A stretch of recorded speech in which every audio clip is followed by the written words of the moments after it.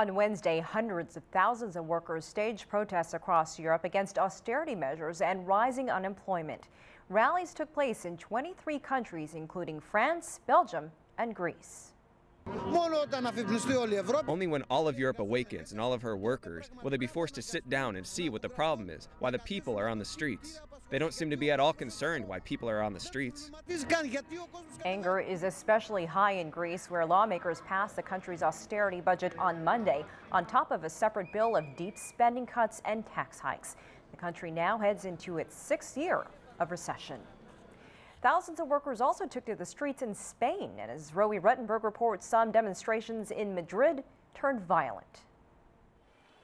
This is how it all ended here in the Spanish capital, Madrid. In the last few minutes, police clearing these streets of thousands of protesters, some of whom were lighting things on fires, others which were launching firecrackers. Now, the demonstrators were out here to protest against Spain's austerity measures that they say are hurting the general public and not helping this country's economic crisis. The streets, as I said, are now clear. Police are moving out, but this is not how this evening started.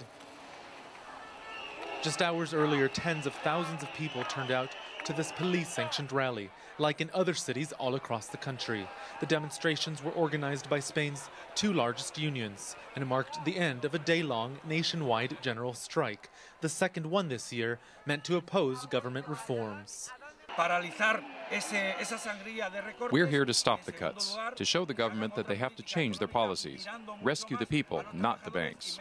It's those banks that spent pension funds on bad investments, prompting a cash shortage of up to $125 million, and ultimately sending Spain's borrowing costs through the roof.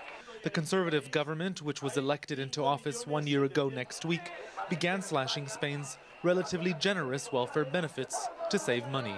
But protesters say the working class and public sector workers have been unfairly targeted. The government says the cuts are necessary.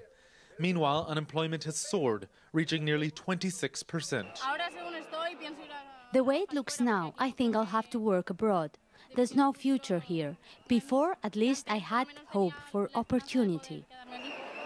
Police made a strong showing, barricading this road leading to the Congress and keeping the demonstrators away.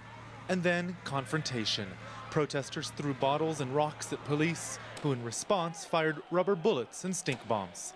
At the same time, from Brussels to Berlin, this was the scene in cities across Europe.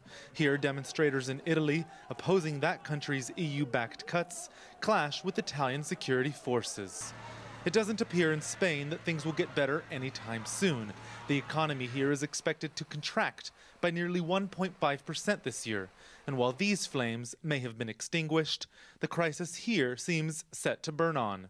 Roe Ruttenberg, CCTV in Madrid.